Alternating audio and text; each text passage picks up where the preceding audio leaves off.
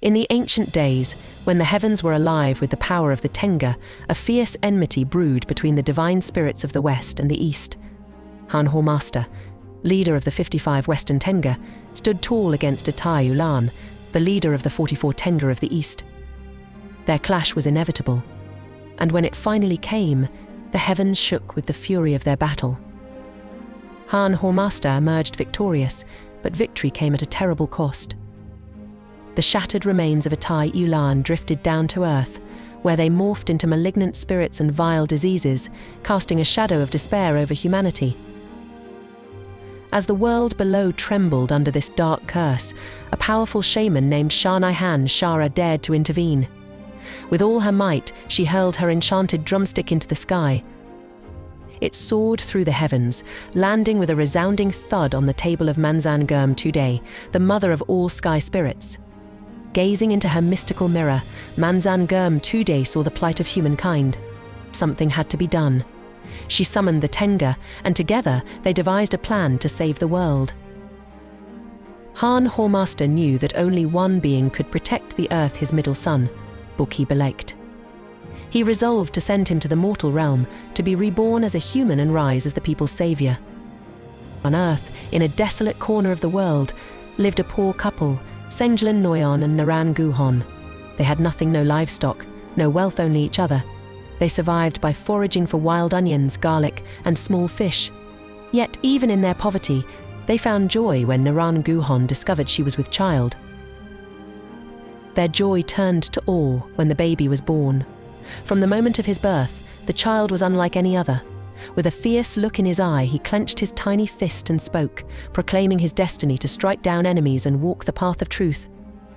This was no ordinary child, this was Belekt reborn. But the forces of darkness were not blind to his arrival. The evil spirits, seething with rage, plotted to kill the infant before he could grow into his power. They sent a giant rat with a bronze muzzle to snuff out his life. But the baby, with an uncanny strength, shattered the rat into 90 tiny mice. Undeterred, the spirits unleashed a raven with iron claws and a beak sharp as a blade. The baby smashed the raven into fragments, scattering them back to the spirits. Finally, they sent a mosquito as large as a horse, but with a cry that echoed through the skies, the infant banished the creature, shattering it into a cloud of gnats. The spirits recoiled in fear, for this child was no mere mortal. Their attempts to end him had failed, and they retreated, licking their wounds. As the years passed, the boy, now called Nuhata Nergai, grew at an alarming rate, as much in a day as others grew in a year. His strength was unmatched, his will unbreakable. Yet, even as he thrived, shadows of danger loomed ever closer. One day, his uncle Sargal Noyon arrived, offering to take the boy to live with his own sons, where he could play and grow. The boy's parents agreed, and so Nuhata Nergai went to his uncle's home. There, a feast was held, and the boy was given a name that carried the weight of destiny. Nuhata Nergai, the slimy face, it was a name of jest, for the boy had yet to prove himself. But in time, his deeds would outshine even the greatest of warriors. The word spread of a contest held by Tamin Ulaan, ruler of the northwestern lands. His daughter, Tumen Jargalan, the fairest of them all, was promised to the man who could win 3 trials of strength. Warriors came from all corners of the land, but Nuhata Nergai, dressed in rags and riding a mouse-brown colt, stepped forward. In the first trial, he hurled a massive boulder with such force that it shattered into countless shards. In the second, he uprooted a towering pine and threw it so far it splintered upon landing. In the third, he pulled an ephedra bush from the earth and flung it beyond the horizon. None could match his strength, and Tumen Jargalan became his bride. But not all were pleased with his victory. Hara Zutan, his uncle, who had always harbored jealousy in his heart, now nurtured a burning hatred. Nuhata Nergai's life of peace and prosperity was threatened by the very blood of his kin. Seeking to test his mettle further, Nuhata Nergai ventured into distant lands, where he won yet another bride, Amai Guhon, by defeating a giant warrior. On another hunt, he followed a mysterious spotted deer to the shores of Lake Baikal, where a young man on a chestnut horse appeared and snatched the deer from under his nose. Furious, Nuhata Nergai pursued the thief, who rode straight into the lake and vanished beneath the waters.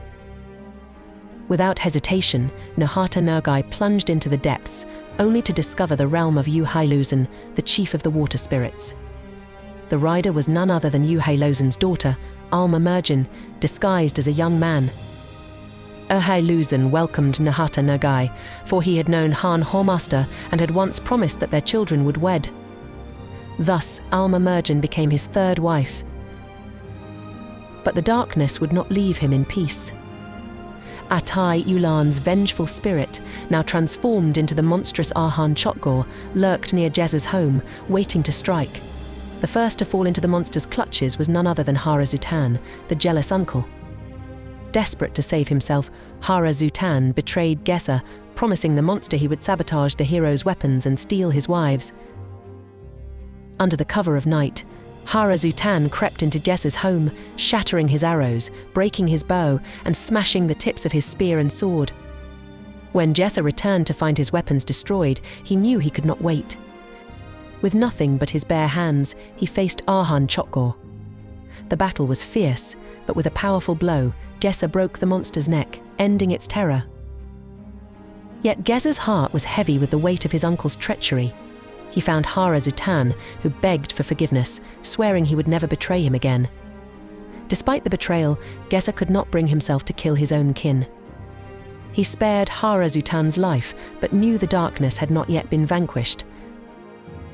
As Geser fought on, a new threat emerged: Gal Nerman Khan, a demon born from the first vertebra of Atai Ulaan's severed neck.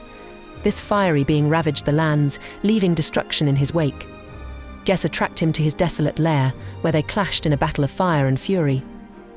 But the demon was stronger, and for the first time, Geser's defeat seemed imminent. Just as hope dimmed, a massive rock fell from the cliffs above, crushing the demon beneath its weight. Geser knew that Gal Nerman Khan was not alone. He pressed on, defeating the demon's wife and child, rooting out the evil that had plagued the land.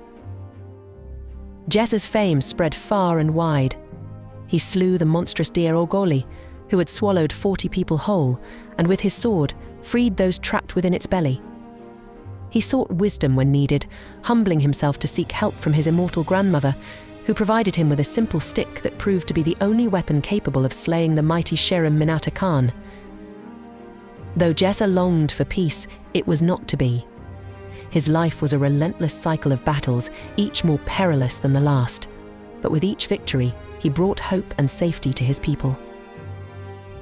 Geser and his wives lived in harmony for 3 days and 3 years, a brief respite from the hero's never-ending struggle. Yet, as long as evil lurked in the shadows, Geser knew his battle was far from over.